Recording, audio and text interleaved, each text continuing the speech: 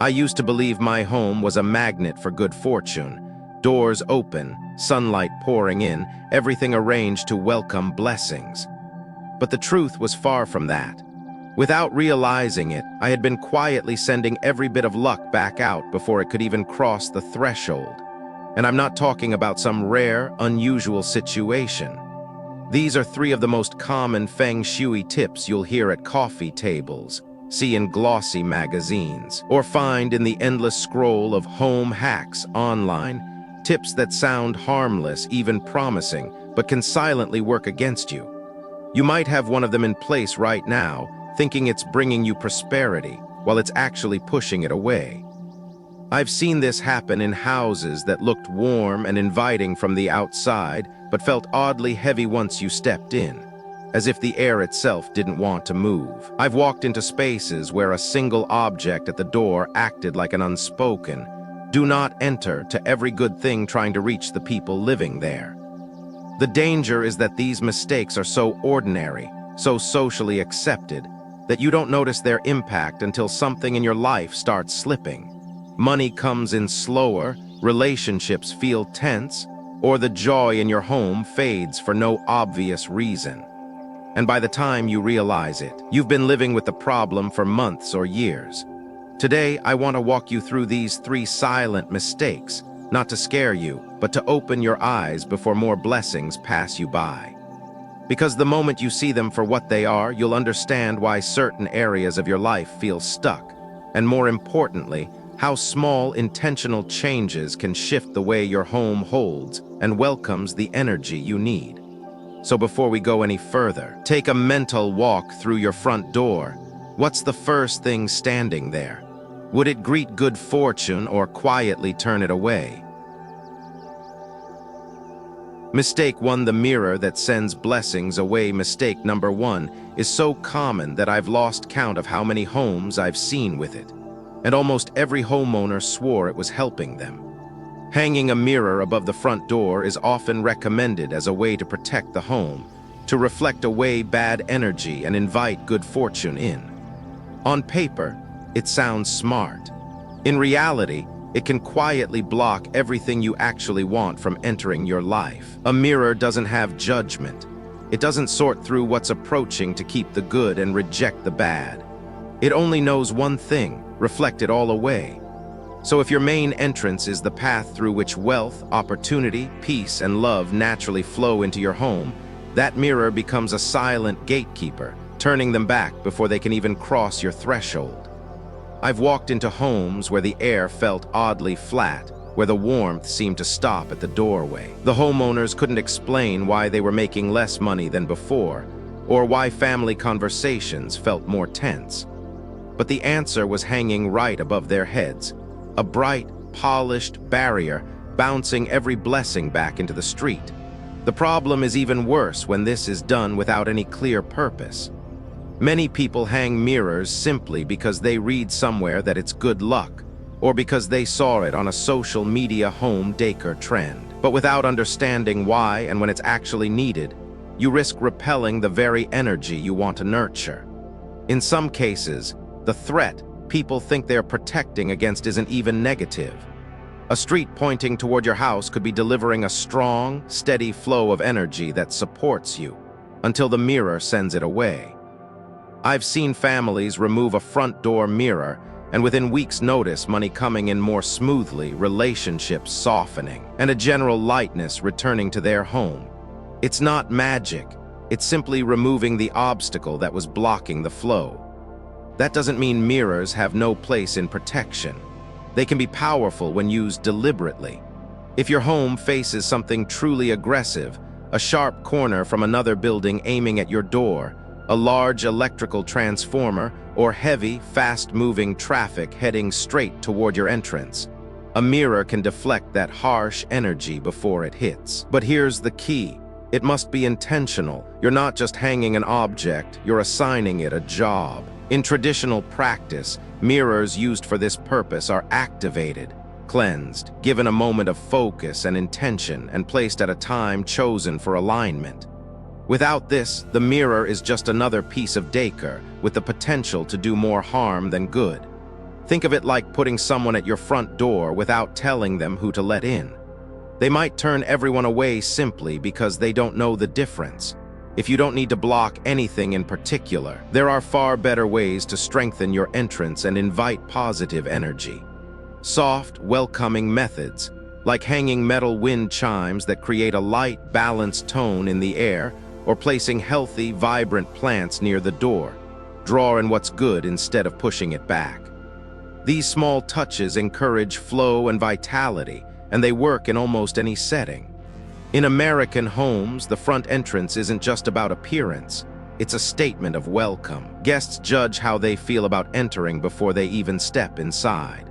The same is true for opportunity and prosperity. They read the space before they arrive. If what they find is a reflective wall, they may never cross over. That's why you need to look at your own front door and ask yourself, is it open, inviting, and able to receive?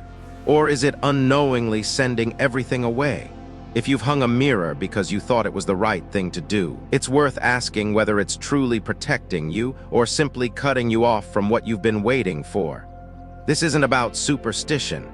It's about how energy, both emotional and practical, moves through a space. If your doorway is the mouth of your home, then anything placed there becomes part of what you consume. Feed it openness, and you'll notice more ease. Block it, and you may find yourself feeling starved for opportunities without understanding why. Take a slow walk toward your house from the street.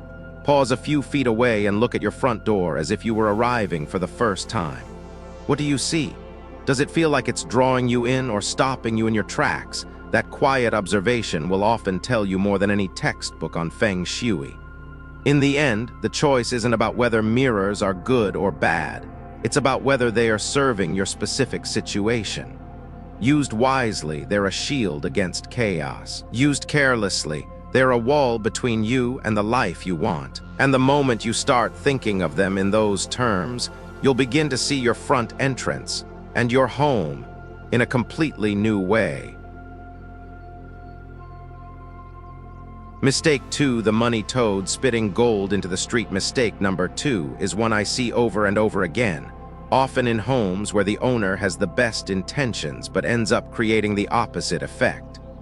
The money toad, sometimes called the three-legged toad or wealth frog, is meant to symbolize prosperity, sitting proudly with a gold coin in its mouth.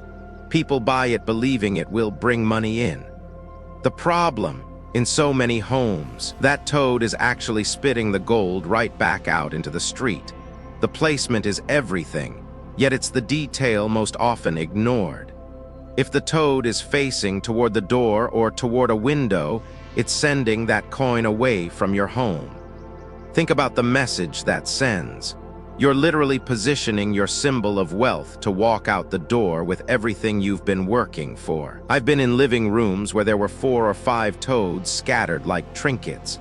A few on low shelves gathering dust, one tucked near the television, another perched beside a doorway. The intention was abundance. The result was clutter. And clutter in your wealth symbols is more than just untidy decor. It's a visual representation of chaotic finances, money coming in only to vanish in unexpected bills, opportunities slipping away before you can act on them. What's worse, when a wealth symbol like the money toad is treated casually, shoved into a corner or left in a damp spot, it loses the respect and energy it's meant to carry. In American culture, we understand the idea of treating certain items with care, whether it's a family heirloom, a cherished trophy, or even a beloved piece of art. The same applies here.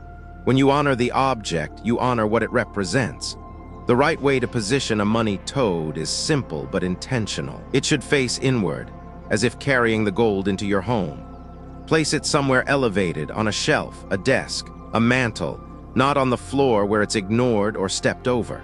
Keep it clean and in good condition. Avoid placing it in private or unsuitable areas like the bedroom or bathroom where its energy is out of place.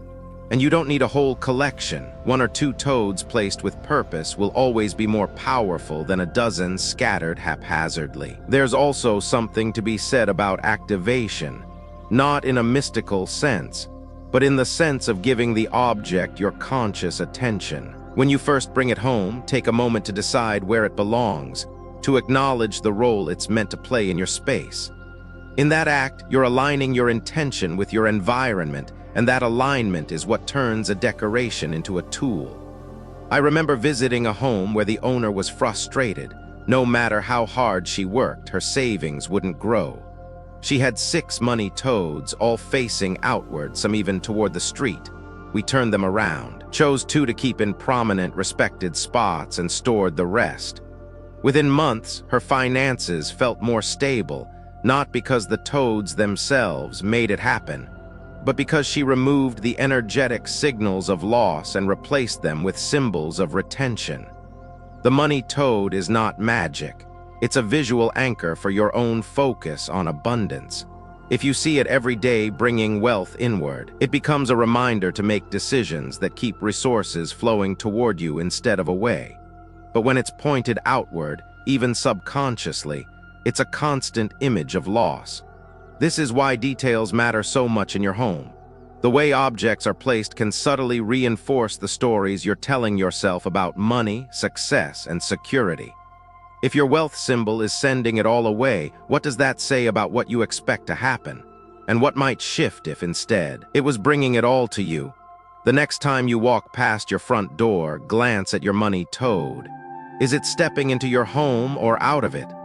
That single adjustment, made with thought and respect, could change the way you see your space and, in turn, the way your space supports you. Mistake 3: turning your home into a forest. Mistake number 3 might be the most tempting one of all, because it comes from a place of love for beauty and nature. Many of us have been told that filling our homes with plants will naturally fill our lives with fresh energy, health, and abundance. On the surface, it makes perfect sense. Plants are alive, they clean the air, they bring the outdoors in. But here's the hard truth. Too many plants, or the wrong kinds in the wrong places, can turn your home from a sanctuary into a space that feels heavy, stagnant, and strangely suffocating. I've stepped into living rooms where every surface was covered in greenery. Pots on the floor, shelves lined with hanging vines, corners crammed with oversized leaves. At first glance, it's lush and impressive. But stay a little longer, and you notice the air feels damp. The light struggles to filter through, and the room carries an almost claustrophobic weight. Energy in a home needs room to move, just like air and light. When you overfill a space with plants, you're crowding that flow. Instead of a fresh breeze, you get the stillness of a closed greenhouse. And in that stillness, life feels stuck. Work slows down, conversations turn short or tense, and your own motivation seems to fade. In homes where plants are neglected, the problem deepens. Yellowing leaves, soggy soil, and the smell of mildew aren't just unpleasant. They send a constant, silent signal of decay. And whether you believe in energy or not, you can feel it when you walk in. It's like living with a visual reminder that something once thriving is now struggling, right in the middle of your daily life. The solution isn't to banish plants altogether. It's to be intentional about how many, where, and which ones you keep. 2 or 3 healthy, well-placed plants can have more impact than a jungle that overwhelms the room. Choose spots where they can actually thrive, near natural light, not shoved into dark corners just to fill space. In Feng Shui, the southeast area is often considered the wealth corner, but even without that reference, placing a vibrant plant in a sunny spot where you see it often creates a natural moment of lift in your day. Pay attention to upkeep. Dead leaves, dusty pots, and standing water all signal neglect. And neglect in your environment often mirrors neglect in other areas of life. Keeping your plants healthy is about more than watering. It's about showing care for the things you've chosen to bring into your space. In American homes, plants often double as decor, but they should never be just decoration.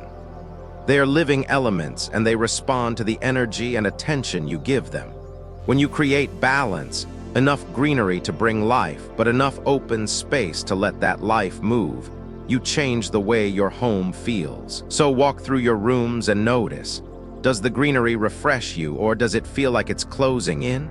Does the air move freely, or is it thick with stillness? The answer to those questions will tell you whether your plants are supporting your life or quietly holding it back. Sometimes the most powerful shift you can make is simply removing what's too much, leaving only what truly thrives. Because in a home, as in life, growth is not about adding endlessly. It's about giving space for what's already good to breathe and expand. Why these mistakes happen? These mistakes don't happen because people are careless. They happen because we live in a world that rewards quick answers and instant fixes.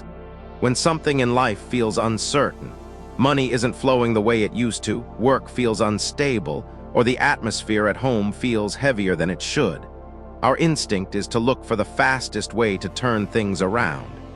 In today's culture, that often means heading straight to the internet, scrolling through endless videos, and finding a tip that seems easy to try. And when a tip promises more wealth, better energy, or a happier home, we rarely stop to question whether it's right for our specific situation. We trust it because it's popular, because we've heard it from more than one source, or because we've seen it in glossy, before and after, photos. It feels harmless to try, so we do. What we don't realize is that many of these popular Feng Shui hacks have been stripped of their original context. In their true form, they weren't just decorations or generic instructions. They were tools used deliberately, tailored to the unique flow of a space. But as these ideas have been passed down, translated, and repackaged for quick consumption, the depth has been lost. A mirror isn't simply a mirror. It has a purpose that depends on placement, surroundings, and intention. A money toad isn't a lucky charm you can drop anywhere. It's a symbolic anchor that works only when it's positioned and respected in a certain way. Filling a home with plants isn't automatically good. It's about balance, proportion, and health. Without the why behind the what, we're left with shallow versions of practices that once required thought and observation. Social media has amplified this problem. We now live in an age of fast food Feng Shui, where you can watch 10 videos in 5 minutes and walk away convinced you know how to transform your home. These videos are often made for entertainment, not accuracy, and they show the action. Hang the mirror, place the toad, buy the plants, without explaining the reasoning. It's the difference between following a recipe and just throwing ingredients into a bowl because they looked good in someone else's kitchen. And because these tips are so easy to copy, they spread like wildfire. If your neighbor has a mirror over their door, you start to think maybe you should too. If a friend's cousin swears by her collection of money toads, you decide it can't hurt to try. Before you know it, you've replicated someone else's setup without ever asking if it fits your home, your lifestyle, or the energy of your space. Another reason these mistakes persist is emotional. When life feels uncertain, it's natural to want something you can control. Moving a piece of furniture, adding a new object, or making a small change at the entrance gives a sense of taking action. It's tangible and immediate, which can be comforting in the short term. But if the action is based on incomplete or misunderstood information, it can lead you further away from the results you want. There's also the human tendency to keep adding when something isn't working. If one mirror didn't help, maybe two will. If a few plants didn't bring the freshness you hoped for, maybe more will. This more must be better mindset can make the problem worse, piling on layers of imbalance without ever addressing the root cause. In American homes especially, where individuality and personal expression are valued, it's easy to forget that the way a space feels matters just as much as how it looks. A setup that photographs beautifully might, in reality, block light, disrupt flow, or create subtle tension that wears on you over time. The truth is, these mistakes happen because most of us were never taught to look at our homes as living systems. We see walls, doors, and furniture, but not the way air moves, how light enters, or how objects influence the mood and energy of a space. Without that awareness, we rely on formulas that may have worked somewhere else, for someone else under completely different circumstances. The way forward isn't to reject all advice, but to slow down and ask better questions. Why am I placing this here? What is it meant to do? How will it interact with the rest of my home? When you bring intention into the process, you shift from copying to creating. And that shift changes everything. Because now your home is shaped by your awareness, not by someone else's quick tip. These mistakes happen because we crave simplicity, but true harmony in a space comes from attention, observation, and understanding. Once you know that, you stop chasing every trend and start building a home that works for you. And when that happens, the changes aren't just cosmetic. They are the kind you can feel every time you walk through the door. Finally, when you step back and look at all three mistakes together, a clear pattern emerges. They aren't really about mirrors, toads, or plants at all. They are about what happens when we place things in our homes without understanding the role they play in the flow of our lives. A front door mirror might block the very opportunities you've been hoping for. A money toad facing outward might symbolically hand your resources to the world instead of keeping them close. A room overflowing with plants might smother the air and movement you need to feel alive. None of these objects are inherently bad. In the right context, each can be a powerful ally. But in the wrong place without intention, they become silent obstacles you live with every day, sometimes for years, without realizing why certain parts of your life feel stuck. This is why true Feng Shui, at its heart, is not a collection of random tips but a way of thinking. It's about observing how your environment interacts with your mood, your work, your relationships. It's about asking, is this supporting me or is it quietly working against me? Before you decide to bring something into your space or change where it lives. When you look at your home through that lens, the solutions often become simple. You don't need a dozen new objects or a major renovation. Sometimes the most powerful change is removing one thing that's been blocking the path, turning something around or letting more light in. These shifts may seem small, but they ripple through every part of your day. Your home is more than walls and furniture. It's a living environment that mirrors your inner state. When you give it clarity, openness, and purpose, it reflects those same qualities back to you. And that's when you stop chasing luck and start naturally attracting it, because your space and your life are finally moving in the same direction. So tonight, as you walk through your home, look not just at what's there, but at what it's doing for you. You may find that the smallest adjustments open the biggest doors.